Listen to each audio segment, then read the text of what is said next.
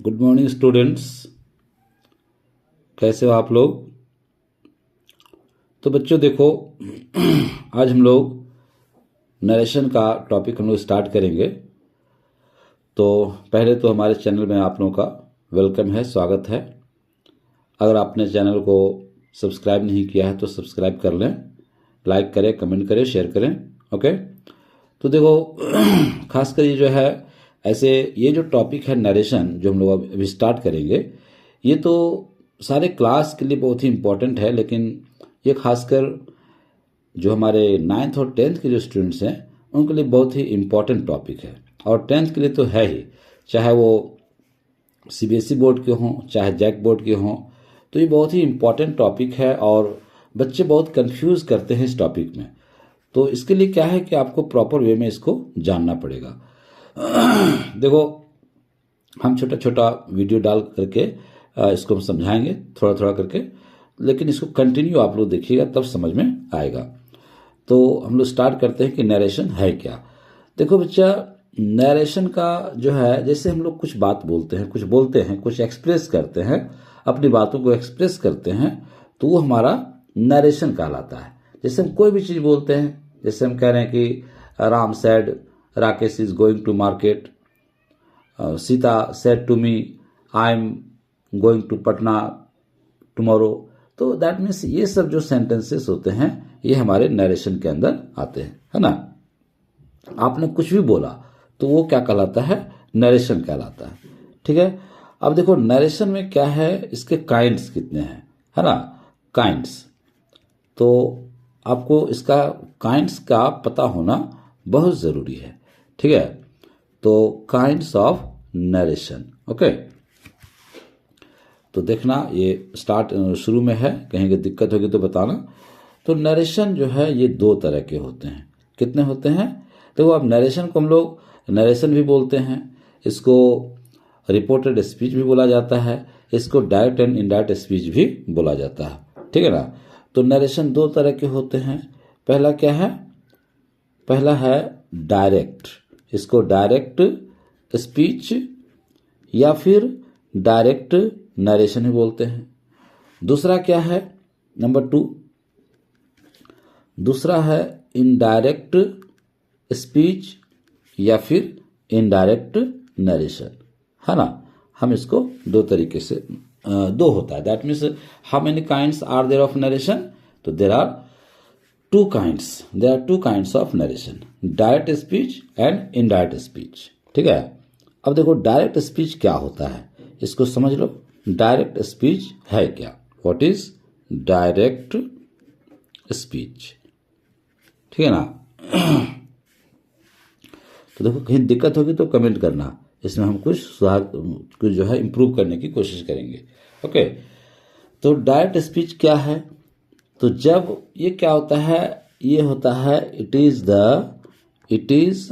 The actual words, it is the actual words, okay, of the speaker, it is the actual words of the speaker.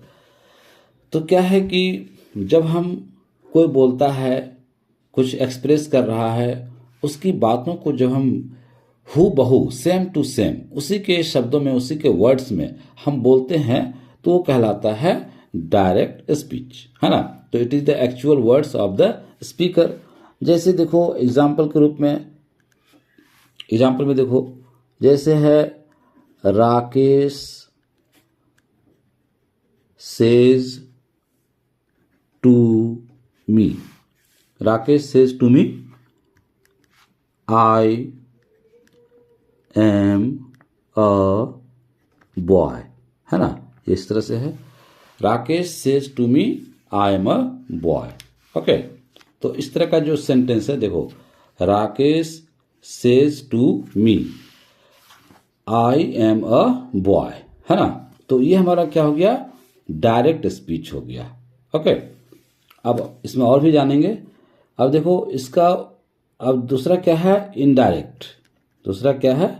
Indirect speech, indirect speech. ठीक है ना। तो indirect speech क्या होता है, जब हम स्पीकर की बातों को, जो स्पीकर ने कहा उसकी बातों को, उसमें कुछ हम चेंजेज करके, कुछ ग्रामेटिकल चेंज करके जब अपने शब्दों में, अपने वर्ड्स में हम कहते हैं तो वो हमारा कहलाता है इनडायरेक्ट स्पीच, है ना।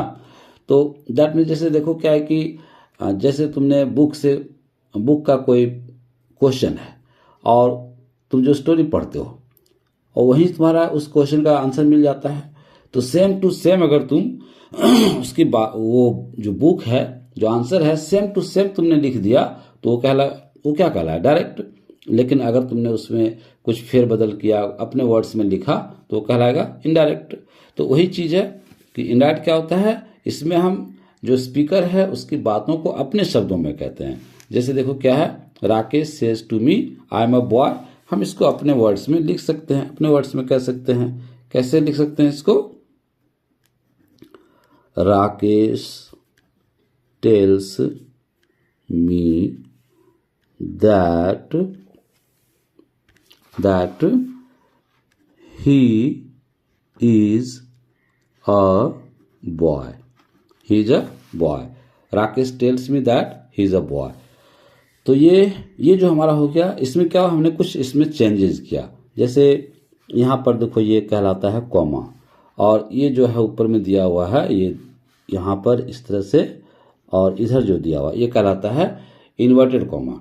तो क्या करते हैं, जब डायरेक्ट से इनडायरेक्ट बनाते हैं तो कॉमा और इन्वर्टेड कॉमा को हटा दिया जाता है, और क्या होता है, दोनों सेंटेंसेस को किसी कंजंक्शन से जोड़ दिया जाता है ना। तुमने दैट से जोड़ दिया तो राकेश टेल्स मी दैट, अब आई है वो चेंज हो गया ही में, आई के साथ लगा एम तो ही के साथ लग गया is, he is a boy. तो ये हमने क्या किया, इसको अपने शब्दों में लिखा, तो ये हमारा क्या कहला गया, इनडायरेक्ट। तो हमने क्या देखा, नरेशन का दो पार्ट है, नरेशन के दो काइंड्स हैं, direct speech and indirect speech.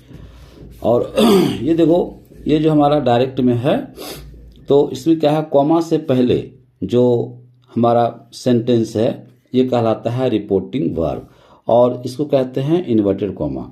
इसके अंदर जो हमारा सेंटेंस है उसको कहते हैं रिपोर्टेड स्पीच, है ना। तो आज हम इतना ही रखते हैं, फिर हम अगली वीडियो में और एक्स्ट्रा बताते हैं। ओके, तब तक के लिए थैंक यू।